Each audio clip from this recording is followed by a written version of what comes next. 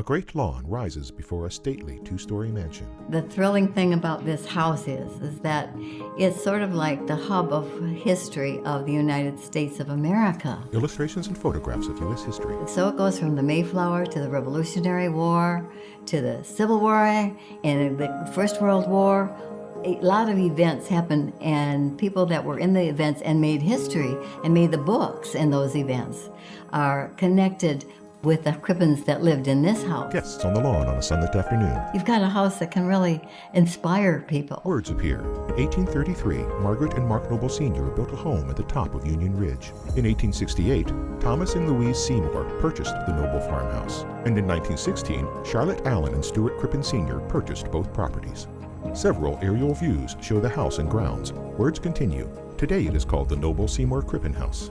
It is the oldest house in Chicago and home to the Norwood-Park Historical Society and Museum. Susan Kroll, former NPHS president. The Crippen family that arrived in the early part of the 20th century exemplifies the time when Norwood Park became a part of the city of Chicago. Michelle Kozaritz, NPHS member. There's so much history here. There's people that have been in their homes their entire life.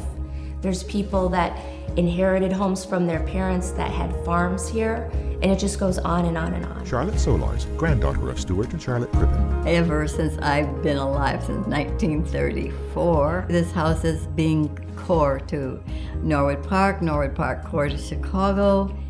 That starts way back when my grandmother and grandfather began the Norwood Park Church here in the living room till the church got established. An old photograph of the church's front porch.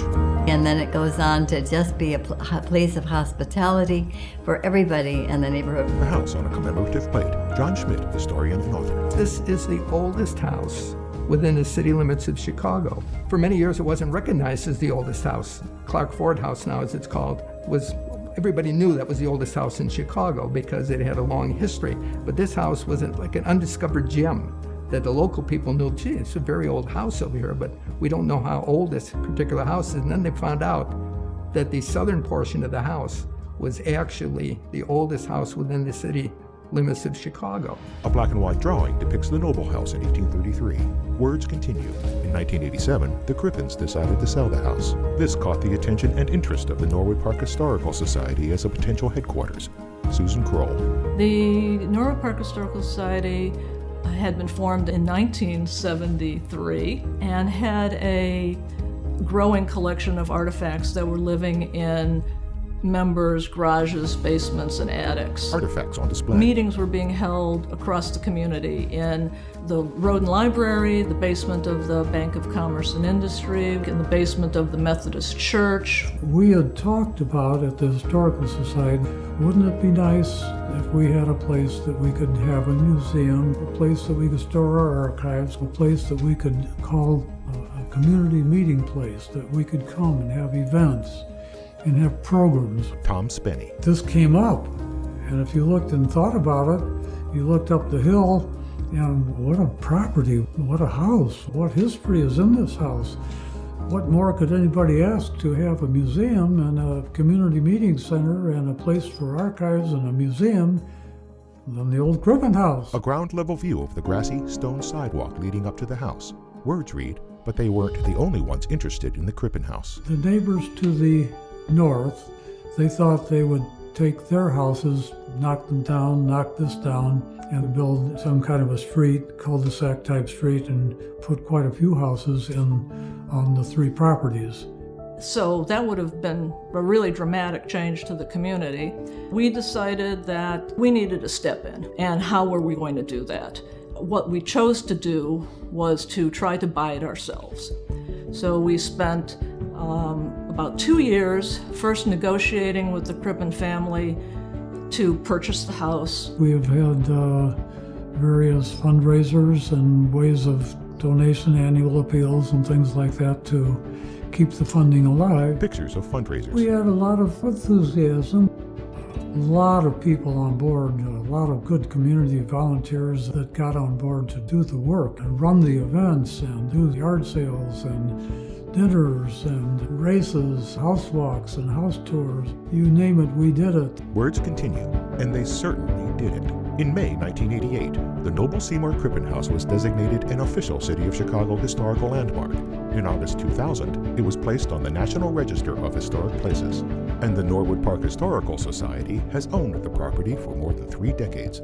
Susan Kroll. After nearly 35 years of ownership of the noble-Seymour-Crippen-house, I feel like we accomplished something monumental. We not only kept the house standing, literally the oldest house in the city of Chicago. Images of the restoration. We preserved it for the community. It's open to the public. Our goal is to collect, preserve, and share community history, and we want everyone to come and visit us. Michelle Kazaretz. I see the Crippen House as the heart of Norwood Park. It's a place to step back in time. It's a place to take your time with your family, spend the day, enjoy yourself. It's a gem in the neighborhood for many aspects, for community gatherings, for the museum, for all the events we have here. John Schmidt. These historic houses are important because they give us a connection to the people of the past, how the people of the past lived, what their hopes and dreams were, how we've gotten to where we are today. And it gives us a connection to something bigger than ourselves. And it gives us a pride in our community. And of course, the Historical Society to help preserve everything and is leading it forward without forgetting about its past roots. Old color photographs. We have to preserve the history of our neighborhood, especially people that live in the neighborhood, because there's so many people that come into the area and don't know what it's about, don't know the history. This is bigger than all of us. Charlotte Solis. The home has a big heart, and it's reaching out to everybody, and everybody is welcome to come and see the home and get the feel of the early history in Chicago. I picture that going on and on into the future and becoming a place of very great importance for the city of Chicago as well. I picture that. I do. The light fades to black.